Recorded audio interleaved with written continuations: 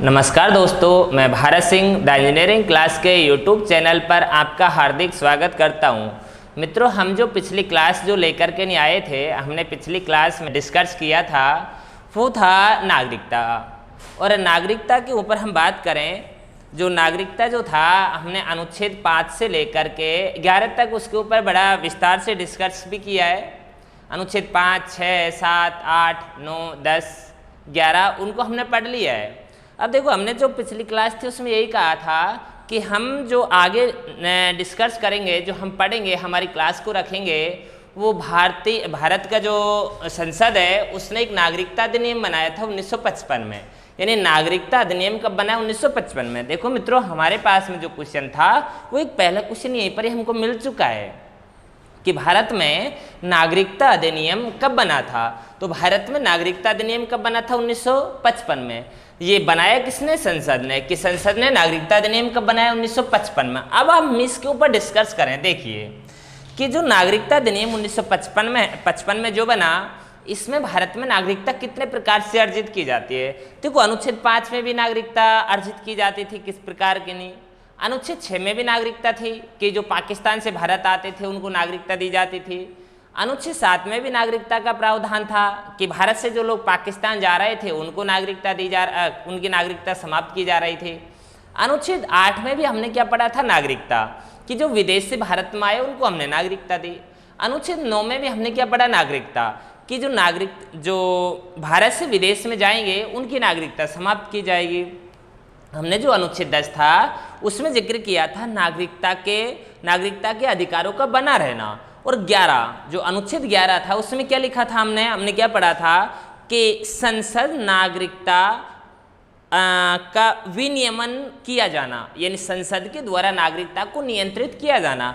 और संसद ने ऐसे एक नागरिकता अधिनियम बनाया 1955 में। अब इस नागरिकता अधिनियम 1955 में नागरिकता किस प्रकार के लिए अर्जित की जाएगी उसकी हम बात करते हैं। तो देखते हैं नागरिकता अर्जित करने के तरीके। नागरिकता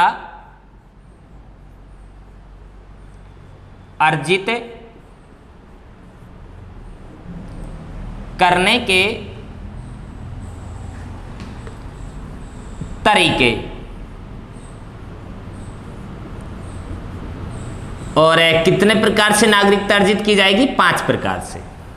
यानी नागरिकता अधिनियम 1955 में कहा गया है कि नागरिकता को हम कितने प्रकार से अर्जित कर सकते हैं? 5 प्रकार से हम भारत के नागरिक बन सकते हैं। अब 5 प्रकार कौन कौन से हैं? सबसे नंबर 1 देखते हैं हम। जो नंबर 1 है वो हमारे पास है जन्म से। यानी आप भारत के नागरिक किसके आधार पर बन सकते हैं? जन्म के आधार पर। एक बार हम जो 5 है उनके ऊपर बात करेंगे। नंबर 2, वंश के आधार पर। वंश के आधार पर। नंबर 3, पंजीकरण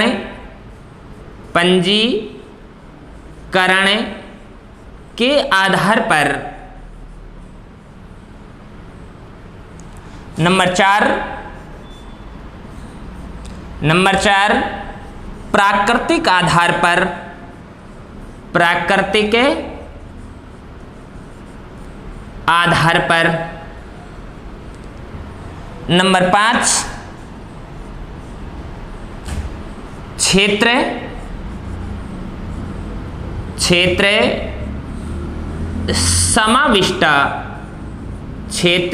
समाविष्टा के आधार पर। ठीक है, इतने प्रकार से हम भारत की क्या अर्जित कर सकते हैं? नागरिकता। ये बात कौन से अधिनियम में लिखी गई है? नागरिकता अधिनियम 1955। नागरिकता अधिनियम 1955 ये कह रहा है कि आप भारत में जन्म के आधार पर नागरिक हो सकते हैं। आप भारत में वंश के आधार पर भी नागरिक हो सकते हैं। आप भारत में पंजीकरण के आधार पर भी भारत के नागरिक बन सकते हैं। आप भारत में प्राकृतिक आधार पर भी भारत के नागरिक बन सकते हैं। आप भारत में क्षेत्र समाविष्टता के आधार पर भी नागरिक बन सकते हैं। देखो मित्रों, हमारा जो क्वेश्चन है, पहली बात तो यहीं से बन चुका है कि नागरिकता अधिनियम 1955 में भारत में नागरिकता कितने प्रकार से अर्जित की जाती है? 5 प्रकार से। अब आपके पास एक क्वेश्चन बनेगा, नागरिकता अधिनियम 1955 में निम्न में से किस प्रकार से नागरिकता अर्जित नहीं की जा सकती? नहीं की जा सकती। तो 3 ऑप्शन इनमें से रहेंगे, एक कोई बाहर से आएगा और वो आपका क्या माना जाएगा? यहाँ पर आंसर माना जाएगा। हो सकता है वो ऐसे दे दे, जन्म के आधार पर, वंश के आधार पर, पंजीकरण के आधार पर, और नंबर 4 में आए उपरोक्त सभी। तो उपरोक्त सभी आपका क्या रहने वाला है? यहाँ पर आंसर रहने वाला है। अब हम थोड़ा सा जिक्र यहाँ की करें कि जन्म के आधार पर आप भारत के नागरिक कैसे बनेंगे।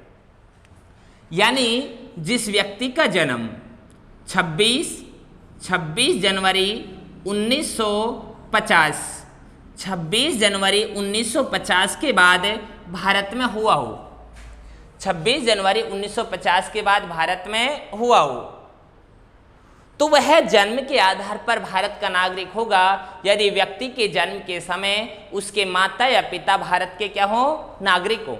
यदि किसी व्यक्ति का जन्म 26 जनवरी 1950 या इसके बाद हुआ हो, या इसके बाद हुआ हो, और जन्म के समय उसके माता या पिता भारत के यदि नागरिक हैं तो वह व्यक्ति भारत का नागरिक माना जाएगा। लेकिन हुआ ये कि 3 दिसंबर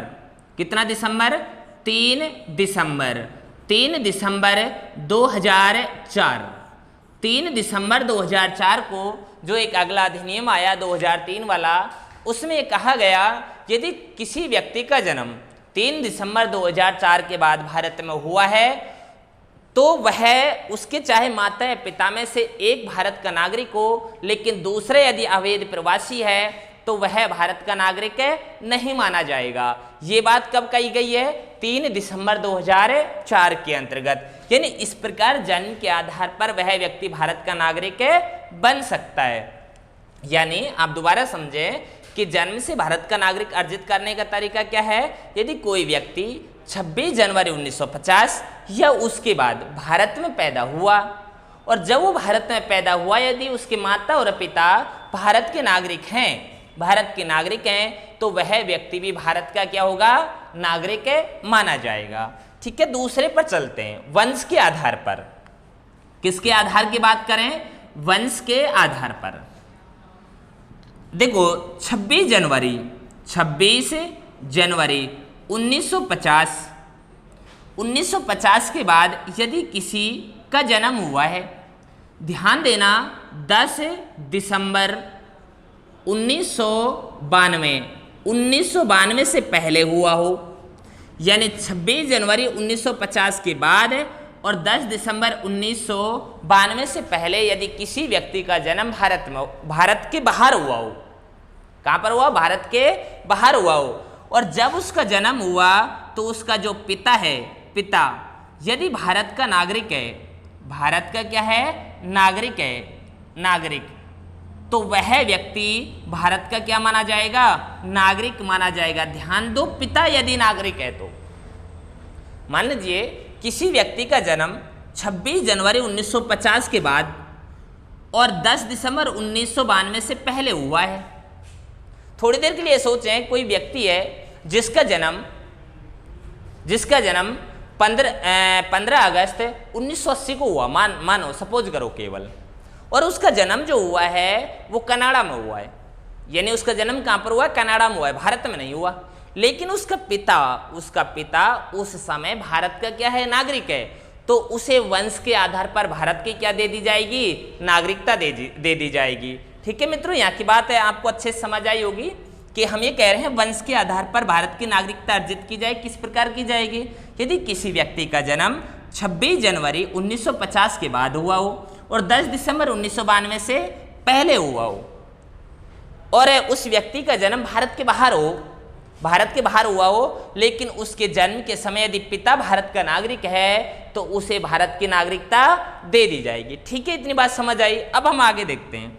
अब देखते हैं 10 दिसंबर 1992 के बाद हुआ हो किसी व्यक्ति का जन्म, और 3 दिसंबर 2004 से पहले यदि किसी व्यक्ति का जन्म भारत के बाहर हुआ है, यानी 10 दिसंबर 1992 के बाद और 3 दिसंबर 2004 से पहले यदि किसी व्यक्ति का जन्म भारत के बाहर हुआ हो और उसके माता या पिता दोनों में से यदि एक भी कोई भारत का नागरिक है तो उसे भारत की नागरिकता दे दी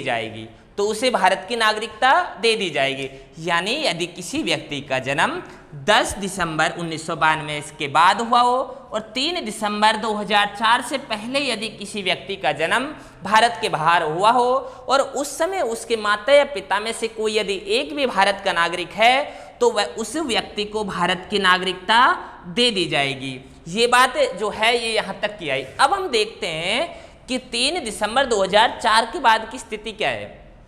तो मित्रों बात है कि 3 दिसंबर 2004 के बाद यदि किसी व्यक्ति का जन्म भारत के बाहर हुआ है, यदि किसी व्यक्ति का जन्म 3 दिसंबर 2004 के बाद भारत के बाहर हुआ है, चाहे उसके माता और पिता में से दोनों ही भारत के नागरिक हैं, लेकिन वह भारत का नागरिक तभी माना जाएगा जब 1 वर्ष के भीतर उस बच्चे का भारत में क्या करा दिया जाए, पंजीकरण, रजिस्ट्रेशन करा दिया जाए, तो ही वो व्यक्ति भारत का नागरिक माना जाएगा, अन्यथा वो व्यक्ति भारत का नागरिक नहीं माना जाएगा। ठीक है मित्रों, हमने 2 बात समझी, एक जन्म वाली, दूसरी क्या थी, वंश वाली। यानी जन्म के आधार पर भी भारत में क्या दिया जाएगी, नागरिकता। कब दी जाएगी, 26 जनवरी को किसी का जन्म हो या 26 जनवरी के बाद हो, और यदि उसके माता या पिता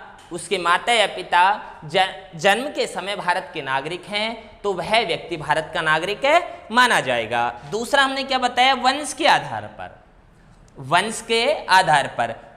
आधार की बात करें तो क्या बताई जा रही है यहाँ पर, 26 जनवरी 1950 के बाद यदि किसी व्यक्ति का जन्म 26 जनवरी 1950 के बाद यदि किसी व्यक्ति का जन्म भारत में हो और 10 दिसंबर 1992 से पहले यदि किसी व्यक्ति का जन्म भारत के बाहर हुआ हो, कहाँ पर हो, भारत के बाहर हो, लेकिन जन्म के समय यदि उसका पिता भारत का नागरिक है तो वो व्यक्ति भी भारत का क्या माना जाएगा, नागरिक है माना जाएगा। आगे हम देखते हैं यदि किसी व्यक्ति का जन्म 10 दिसंबर 1992 के बाद हो और 3 दिसंबर 2004 से पहले हो और माता और पिता में से यदि कोई एक व्यक्ति भी भारत का नागरिक है तो वो जो बच्चा पैदा हुआ उसे वंश के आधार पर भारत की क्या दे दी जाएगी, नागरिकता दे दी जाएगी। लेकिन देखो लास्ट में क्या कही है बात कि 3 दिसंबर 2004 के बाद है, 3 दिसंबर 2004 के बाद यदि किसी व्यक्ति के माता और पिता दोनों में से कोई भी भारत का नागरिक हो, लेकिन यदि उस बच्चे के जन्म से 1 वर्ष के अंतर्गत यदि उसका यानी रजिस्ट्रेशन नहीं कराया नागरिकता के लिए तो वह भारत का नागरिक नहीं माना जाएगा। अब हम चलते हैं पंजीकरण के आधार पर, यानी रजिस्ट्रेशन के आधार पर भी हम किसी व्यक्ति को भारत की क्या दे सकते हैं, नागरिकता दे सकते हैं।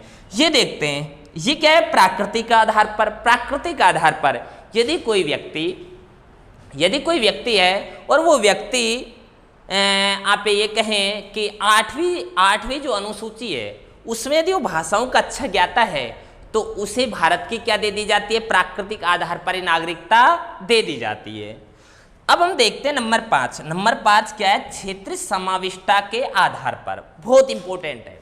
क्षेत्र समाविष्टता के आधार पर भी नागरिकता दी जाएगी। कैसे दी जाएगी, मान लीजिए कोई क्षेत्र है और उसे हमने भारत में शामिल कर लिया है, तो जैसे वो क्षेत्र भारत में शामिल होगा, तो उस क्षेत्र के जितने भी जो नागरिक हैं वो सभी नागरिक भारत के क्या कहलाएंगे, नागरिक कहलाएंगे। जैसे मैं आपको थोड़ा सा छोटा सा एक उदाहरण दूं कि 1962 में भारत में पांडिचेरी को शामिल किया था। जैसे पांडिचेरी को शामिल किया तो पांडिचेरी नागरिकता आदेश पांडिचेरी 1962 में जारी किया और वहाँ के सभी नागरिक कहाँ के नागरिक माने गए, भारत के नागरिक माने गए। हम बात करें अभी हाल ही का 2014 की बात करें, 2014 में जो बांग्लादेश से अपना भूमि का आदान प्रदान हुआ, उससे जो बांग्लादेश का जो क्षेत्र भारत में आया, उसके नागरिक स्वतः कहाँ के नागरिक बन गए, भारत के नागरिक बन गए। किस आधार पर बने थे वो? क्षेत्र समाविष्टता के आधार पर। ठीक है, ये हमने नागरिकता अर्जित करने के कितने तरीके बताए आपको? 5 तरीके। कि नागरिकता कितने तरीके से अर्जित की जाती है? 5 प्रकार से नागरिकता अर्जित की जाती है। एक, जन्म से अर्जित की जाती है। दूसरी, वंश के आधार पर अर्जित की जाती है। पहली जन्म से है, दूसरी वंश से है, तीसरी की यदि हम बात करें तो तीसरी है पंजीकरण के आधार पर है, चौथी की बात करें प्राकृतिक आधार पर है, पांचवी की बात करें क्षेत्र समाविष्टता के आधार पर है। इस प्रकार 5 प्रकार से भारत की नागरिकता को अर्जित कर लिया जाता है। ठीक है मित्रों, हमने जितनी भी जो बातें थी इस नागरिकता को अर्जित करने के 5 तरीकों में, सभी के ऊपर आपसे हमने डिस्कस किया है। आपको हमारी जो क्लास है, यदि उसमें किसी प्रकार की कोई परेशानी आ रही है, कोई क्वेश्चन यदि पूछना है, तो आप हमें कमेंट बॉक्स में आकर के कमेंट करें। द इंजीनियरिंग जो परिवार है आपकी सेवा में सदैव तत्पर है। हम आपके प्रश्नों का उत्तर देने का प्रयास करेंगे। और आप जो हमारी जो क्लास चल रही है उसे अपने साथियों में शेयर करें, ताकि उनके पास में भी इस प्रकार की जानकारी मिलती रहे। ठीक है, अब हम देखते हैं, ये तो हमने बात की थी नागरिकता अधिनियम 1955 के अंतर्गत कि 5 प्रकार से नागरिकता को क्या किया जाता है? अर्जित किया जाता है। 5 प्रकार से हम नागरिकता को अर्जित करते हैं। अब हम देखते हैं कि नागरिकता को किस प्रकार से समाप्त भी किया जाता है, यानी नागरिकता को किस प्रकार वर्जित किया जाएगा, यानी आप नागरिकता से किस प्रकार किसी को वंचित कर सकते हैं। तो इसके भी 3 तरीके हैं। कितने प्रकार से? 3 प्रकार से आप नागरिकता का क्या कर सकते हैं? त्याग, यानी आपकी नागरिकता को समाप्त किया जा सकता है। कितने प्रकार से किया जा सकता है? 3 प्रकार से। देखते हैं 3 प्रकार कौन कौन से हैं। नंबर 1 है स्वैच्छिक त्याग। पहली कौन सी है? स्वैच्छिक त्याग। दूसरी की बात करें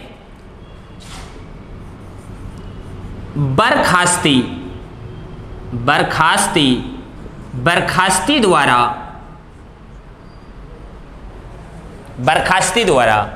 नंबर 3 की यदि हम बात करें वंचित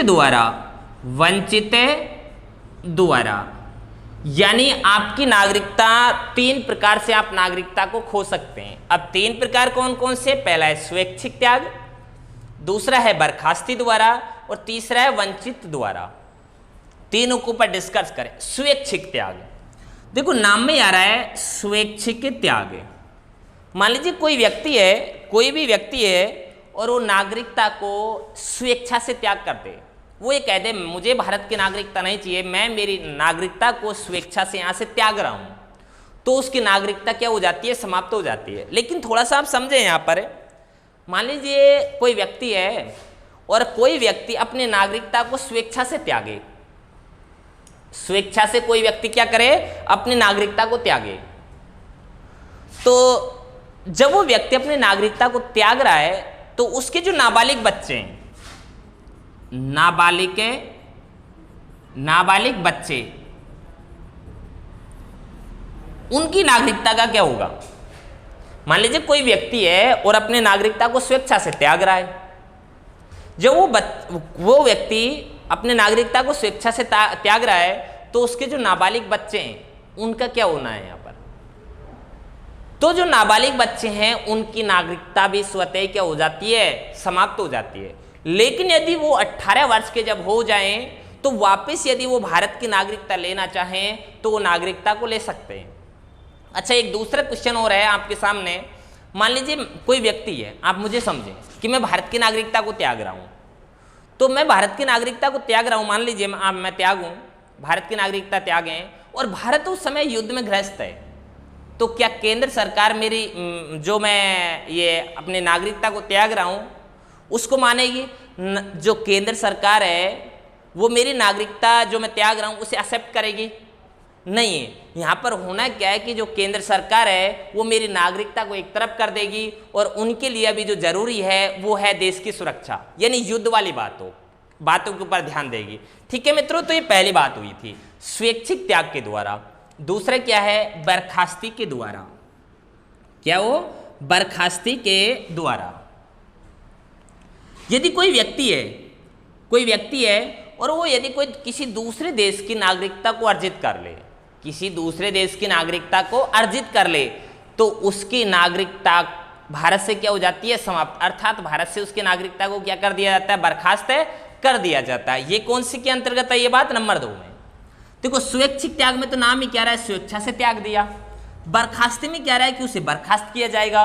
बर्खास्त कैसे किया जाएगा? यदि वह व्यक्ति किसी दूसरे देश की नागरिकता अर्जित कर लेता है तो भारत से उसकी नागरिकता को बर्खास्त कर दिया जाता है। ठीक है मित्रों, दोनों बात समझ आए। तीसरी की बात करें, वंचित करने के द्वारा। ये वंचित करने के द्वारा ये देखते हैं क्या है, इसमें क्या है। देखो इसमें सीधी सी कुछ बातें लिखी गई हैं। यदि कोई व्यक्ति है उसने गलत तरीके से नागरिकता अर्जित की है तो उसकी नागरिकता समाप्त हो जाएगी। यदि मान लीजिए कोई व्यक्ति है और उसने गलत तरीके से, गैर कानूनी तरीके से नागरिकता अर्जित की है तो उसकी नागरिकता समाप्त हो जाती है, उसे वंचित कर दिया जाएगा। यदि मान लीजिए वो संविधान का अनुपालन न करे, संविधान का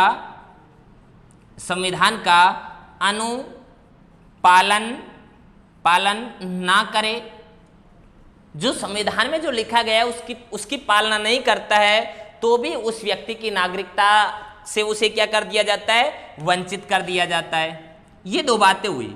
तीसरी एक और बात देखें कि युद्ध के समय वो शत्रु देश को राष्ट्र विरोधी सूचना दे, सूचना दे। मान लीजिए हम युद्ध में ग्रस्त हैं और वो युद्ध के समय भारत की सूचनाओं को अपने शत्रु देश को दे, तो उसको भी नागरिकता से क्या कर दिया जाता है? वंचित कर दिया जाता है। 3 बातें ये हुई। चौथी बात, एक और बात देखते हैं। यदि मान लीजिए कोई व्यक्ति है 7 वर्ष तक किसी दूसरे देश में निवास करे या निवासी रहे, ठीक है, तो उसे भारत की नागरिकता से क्या कर दिया जाएगा? वंचित कर दिया जाएगा। मित्रों ये क्वेश्चन कई बार आया हुआ है। यदि कोई व्यक्ति लगातार किसी देश में कितने समय तक रहे कि उसे भारत की नागरिकता से वंचित कर दिया जाए, तो कितने वर्ष तक है? 7 वर्ष तक। ठीक है मित्रों, तो नागरिकता को खोने के लिए आपके पास कितने तरीके हैं? 3। आप गलती से भी ना खोएं भारत की नागरिकता को, क्योंकि भारत जैसा देश दुनिया में कहीं नहीं मिलने वाला। ठीक है, तो ऐसी कोई गलती ना करें, स्वेच्छा से आप नागरिकता को त्याग दें, नहीं त्यागना। बर्खास्ती ये तो कभी कोई कदम उठाना ही नहीं है। ठीक है, बर्खास्ती के द्वारा यदि आप किसी दूसरे देश की नागरिकता अर्जित कर लें, ये तीसरा वंचित के द्वारा, वंचित यानी आप गलत तरीके से यदि भारत की नागरिकता अर्जित करेंगे तो आपको नागरिकता से वंचित कर दिया जाएगा। संविधान का यदि अनुपालन नहीं करेंगे, जो संविधान को हम पढ़ रहे हैं इसका पालन करना है आपको। ठीक है, तीसरी बात है युद्ध के समय आप शत्रु देश को राष्ट्र विरोधी कभी कोई सूचना ना दें। 7वीं क्या है? आप लगातार किसी दूसरे देश में 7 वर्ष तक वहां पर निवास नहीं करें, भारत में समय समय पर आते रहें। ठीक है, तो इस प्रकार आपको, नहीं तो अगर आप इन चीजों का पालन नहीं करेंगे तो आपको भारत की नागरिकता से वंचित कर दिया जाएगा। ठीक है मित्रों, कोई परेशानी है? यहाँ तक कोई परेशानी होनी नहीं चाहिए। बहुत अच्छी अच्छी बातें हमने आपको बताई हैं। ठीक है, अब आगे देखते हैं कि जो नागरिकता अधिनियम है इसमें कितनी बार संशोधन हुआ है। ठीक है, बहुत इंपॉर्टेंट टॉपिक है और हम आज जो चर्चा करने वाले हैं नागरिकता अधिनियम 2019 के ऊपर भी करेंगे। हमने पढ़ा नागरिकता अधिनियम 1955 और अब देखते हैं इसमें संशोधन कितनी बार हुआ है। नागरिकता अधिनियम 1955 में संशोधन। तो देखते हैं इसमें संशोधन कब हुआ। इसमें संशोधन हुआ था 1986 में। नागरिकता अधिनियम 1955 में संशोधन कब हुआ? 1986 में। 1986 में हुआ था का संशोधन हुआ 1992 में। 1992 का हुआ था 2003 में। 2003 का हुआ था 2005 में। 2005 का हुआ था 2015 में। ठीक है, देखें आप 1 2 3 4 5 2015 में। इस प्रकार के नहीं ये क्या होते हैं? संशोधन होते हैं। यानी नागरिकता अधिनियम 1955 में संशोधन हुआ 1986, 1992, 2003, 2005 और 2015। याद रखने आपको ये सभी प्रश्न आपको याद रखने, जितने भी जो सन हम बोल रहे हैं ये संशोधन वाले आपको याद रखने, हर परिस्थिति में याद रखने, क्योंकि आज का एग्जामिनर जो है वो बदल गया है।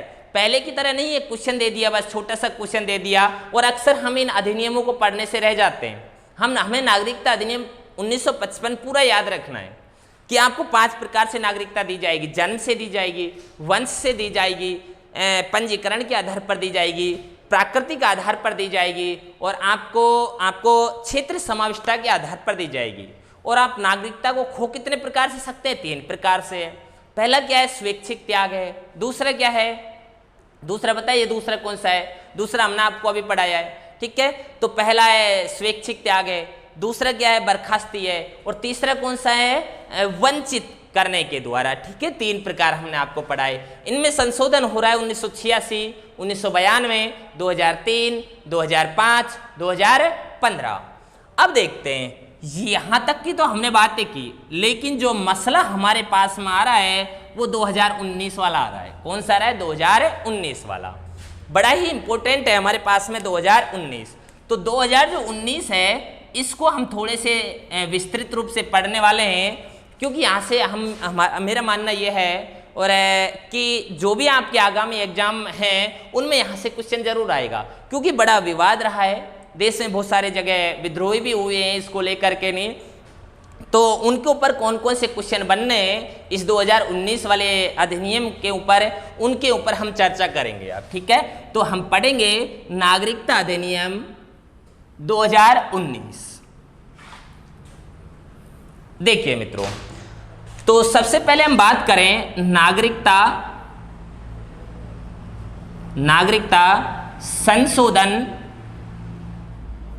संशोधन विधेयक।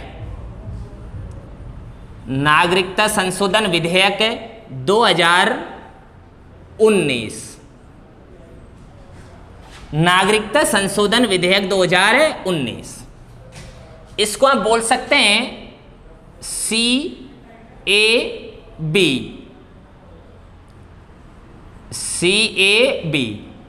Citizen apartment bill. ठीक है, तो नागरिकता संशोधन विधेयक 2019, इसमें है क्या वो देखते हैं थोड़ा सा। देखो मित्रों, 3 देश हैं। एक तो है पाकिस्तान, इसका प्रावधान क्या कहता है? पाकिस्तान। एक है अफगानिस्तान,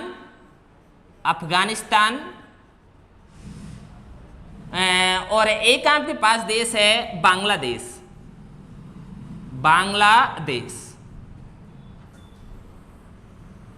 ठीक है, ये 3 देश हैं। पाकिस्तान है, अफगानिस्तान है और बांग्लादेश है। ये 3 देश है। इस नागरिकता संशोधन विधेयक 2019 में है क्या, उसके ऊपर हम डिस्कस कर रहे हैं कि पाकिस्तान, अफगानिस्तान, बांग्लादेश, यहां से 6 धर्मों के अल्पसंख्यक कितने धर्मों के हैं? 6 धर्मों के अल्पसंख्यक हैं। अब वो 6 धर्म कौन कौन से हैं? हिंदू, सिख, बौद्ध, जैन, पारसी, ईसाई। ये 6 धर्म हैं। हिंदू, सिख, बौद्ध, जैन, पारसी और ईसाई। ये 6 धर्मों के जो लोग हैं, यदि इन 3 देशों से आए, कितने देशों से आए? 3 देश, पाकिस्तान, अफगानिस्तान, बांग्लादेश। इन 3 देशों से कितने धर्मों के? 6 धर्मों के अल्पसंख्यक लोग। 6 धर्म कौन कौन से हैं? हिंदू, सिख, बौद्ध, जैन, पारसी और ईसाई। यदि भारत में आए तो इनका प्रावधान ये कहता है कि इन धर्मों के लोगों को 11 वर्ष के बजाय 5 वर्ष तक भारत में रहने पर, कहाँ पर रहने पर? भारत में रहने पर नागरिकता प्रदान कर दी जाएगी। देखिए मित्रों, बहुत अच्छे से क्वेश्चन मिलेंगे आपको कि नागरिकता संशोधन विधेयक जो 2019 था, जो ये अधिनियम कैसे बनेगा उसके ऊपर भी हम चर्चा करेंगे। कि 3 देश हैं, पाकिस्तान, अफगानिस्तान, बांग्लादेश। इन 3 देशों में ये 6 धर्म के लोग हैं, हिंदू, सिख, बौद्ध, जैन, पारसी और ईसाई। ये अल्पसंख्यक हैं यहाँ पर, क्योंकि ये तीनों ही देश मुस्लिम कंट्री हैं।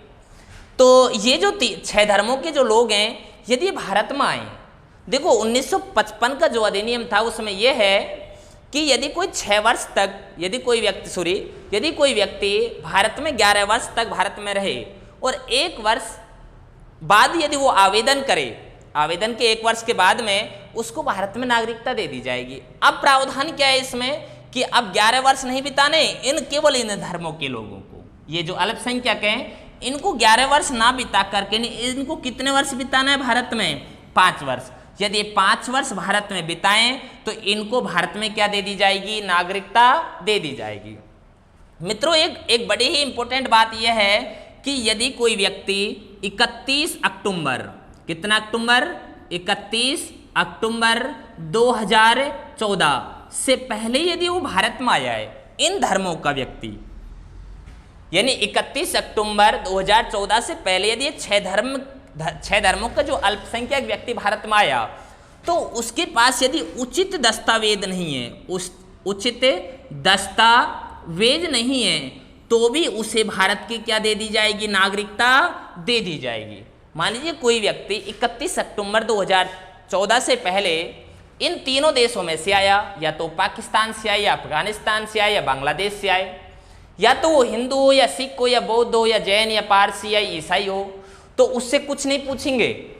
उसके पास ये होना चाहिए कि वो 31 अक्टूबर 2014 से पहले वो भारत में रह रहा है, तो उससे के पास चाहे कोई दस्तावेज हो या ना हो, उसे भारत की नागरिकता प्रदान कर दी जाएगी। ये इसके अंतर्गत प्रावधान था। अब बात करें, ये जो नागरिकता संशोधन विधेयक है, ये अभी बिल है, सिटीजन अपार्टमेंट बिल है। अब ये विधेयक अधिनियम किस प्रकार बना, कब बना?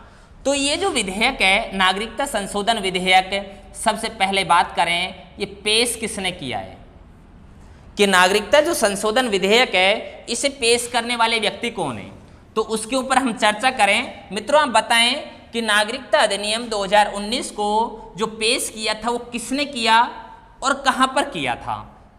तो नागरिकता संशोधन जो विधेयक है, CAB है, इसे पेश कौन कर रहा है ये देखें आप।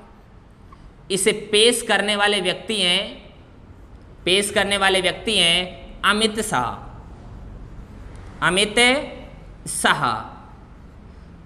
शाह ने इसे पेश कहां पर किया था? लोकसभा में। कहां पर पेश किया था इसने से? लोकसभा में। ठीक है मित्रों, बहुत अच्छा क्वेश्चन है कि CAB नागरिक संशोधन विधेयक 2019 को लोकसभा में पेश किसने किया? अमित शाह ने। नागरिकता संशोधन विधेयक 2019 अमित शाह ने सर्वप्रथम कहां पर पेश किया? लोकसभा में। अब लोकसभा इसे पारित कब कर रही है? लोकसभा इसे क्या करेगी? पारित। तो लोकसभा जो इसे पारित कर रही है वो कर रही है 9 दिसंबर 2019। लोकसभा ने इसे पारित कर दिया। ठीक है, लोकसभा ने इसे पारित कब किया है? 9 दिसंबर 2019। अब लोकसभा ने इसे पारित कर दिया तो लोकसभा में से ये जो है ये कहां पर जाएगा? राज्यसभा में जाएगा। कहां पर जाएगा? राज्यसभा।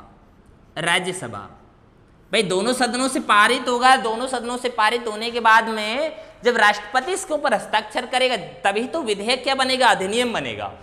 तो राज्यसभा इसे पारित कब कर रही है वो देखें। अब इसने इसे पारित कब किया, तो राज्यसभा ने इसे पारित जो किया है वो किया है 11 दिसंबर 2019। कब किया है राज्यसभा ने इसे पारित, 11 दिसंबर 2019। अब राज्यसभा से पारित होने के बाद ये कहां पर गया, राष्ट्रपति के पास गया, राष्ट्रपति। और राष्ट्रपति इसके ऊपर क्या कर रहा है, करेगा हस्ताक्षर। और राष्ट्रपति ने जो हस्ताक्षर किए हैं वो किए हैं 12 दिसंबर 2019। और जैसे ही राष्ट्रपति ने इसके ऊपर हस्ताक्षर किए, जो ये CAB है ये बन गया CAA, सिटीजन अपार्टमेंट एक्ट, यानी जो विधेयक है ये क्या बन गया है, अधिनियम बन गया है। क्या बन गया, अधिनियम। ध्यान देना मित्रों, कई बार ये कहते हैं कि हम ये सुन रहे हैं कि संविधान में संशोधन हुआ है। संविधान में कोई संशोधन नहीं हुआ, जो संशोधन हुआ है वो एक अधिनियम में संशोधन हुआ है। किसमें संशोधन हुआ है, अधिनियम में। कि जो अधिनियम है 2015 वाला, उसके बाद की बात है ये, कि जो 1955 में जो हमारा नागरिकता अधिनियम 1955 में था, उसमें यह था कि 11 वर्ष तक यदि कोई व्यक्ति भारत में निवास करे तो उसको क्या दी जाएगी, नागरिकता। अब यहाँ पर उसे कितना कर दिया है, ये 6 धर्मों के जो अल्पसंख्यक थे उनको 5 वर्ष यदि भारत में बिताएंगे तो उनको क्या दे दी जाएगी, नागरिकता। अब क्वेश्चन है हमारे पास में कि सब कुछ संविधान के मुताबिक हुआ है, जो संविधान में लिखा है उसी के अनुसार हुआ है। देखें आप, इस CAB को, नागरिकता संशोधन विधेयक को सबसे पहले पेश किया लोकसभा में। किसने पेश किया है, अमित शाह ने पेश किया। लोकसभा ने पारित कर दिया इसे 9 दिसंबर 2019 को। लोकसभा से कहां पर गया, राज्यसभा में गया। और राज्यसभा ने इसे पारित कब कर दिया, 11 दिसंबर 2019 को। और राज्यसभा से कहां पर चला गया, राष्ट्रपति के पास चला गया। और राष्ट्रपति ने इसके ऊपर जैसे ही हस्ताक्षर किए, जो CAB था वो बन गया CAA, यानी सिटीजन अपार्टमेंट एक्ट, यानी नागरिकता संशोधन अधिनियम 2019। ठीक है मित्रों, तो जो भी प्रक्रिया हुई है वो संविधान के मुताबिक हुई है। और यहाँ पर जो जिस प्रकार के क्वेश्चन बन रहे हैं उन सभी के ऊपर हमने यहाँ पर क्या किए, चर्चा की है। अब बात यह है कि नागरिकता संशोधन अधिनियम क्या है, नागरिकता संशोधन ये क्या बन गया, अधिनियम। भाई अधिनियम बन गया ना, भाई लोकसभा ने पारित किया, राज्यसभा ने भी पारित किया, और राज्यसभा से पारित होकर कहां पर गया, राष्ट्रपति के पास गया। और राष्ट्रपति ने भी इसके ऊपर हस्ताक्षर कर दिए। तो CAB जो था, नागरिकता संशोधन विधेयक जो था 2019, वो नागरिकता संशोधन अधिनियम बन गया। सबसे पहले किसने पेश किसने किया, अमित शाह ने। कहां पर पेश किया, लोकसभा में। लोकसभा से कहां पर गए, कब लोकसभा ने पारित कब कर दिया, 9 दिसंबर 2019। लोकसभा से कहां पर गया है, राज्यसभा, 11 दिसंबर 2019। राज्यसभा से कहां पर गया है, राष्ट्रपति, 12 दिसंबर 2019। और जैसे राष्ट्रपति ने इसके ऊपर हस्ताक्षर किए, ये जो विधेयक था ये क्या बन गया है, एक अधिनियम बन गया, अधिनियम बन गया। यानी अब ये क्या है, CAA। अब मित्रों अच्छे क्वेश्चन थोड़े से और निकले हैं अभी यहाँ पर, है कि नागरिकता संशोधन अधिनियम जो है ये किन राज्यों में लागू नहीं है, किन राज्यों में लागू नहीं हुआ। यानी भारत के ऐसे कुछ राज्य हैं जहां पर नागरिकता संशोधन अधिनियम लागू नहीं है, वहां पर ये मान्य नहीं है। तो कौन कौन से राज्य हैं उनके ऊपर हम चर्चा करेंगे। देखें कौन कौन से राज्य हैं। तो बात हम करें 6वीं अनुसूची। अब 6ठी अनुसूची में कौन कौन से राज्य हैं वो देखें आप। एक तो है असम। कौन सा राज्य है, असम। ठीक है। दूसरे की बात करें मेघालय। तीसरे की बात करें त्रिपुरा। चौथे की बात करें मिजोरम। इन राज्यों में नागरिकता संशोधन अधिनियम 2019 लागू नहीं है। यानी यहाँ पर ये जो अधिनियम है सीएए जो 2019 है ये लागू नहीं होगा। यानी असम में नहीं है, मेघालय में नहीं है, त्रिपुरा में नहीं है और मिजोरम में नहीं है। छठी अनुसूची से संबंधित राज्य है। यानी छठी अनुसूची से जो संबंधित राज्य हैं असम, मेघालय, त्रिपुरा, मिजोरम, यहाँ पर जो ये सीएए है ये लागू नहीं होगा। दूसरे देखें, inner line permit 1873, inner line permit 1873। अब इनर लाइन परमिट 1873 ये क्या है, इसमें कौन कौन से राज्य हैं? तो इसकी यदि हम बात करें तो इनर लाइन परमिट 1873, इसमें भी 4 राज्य हैं। अरुणाचल प्रदेश,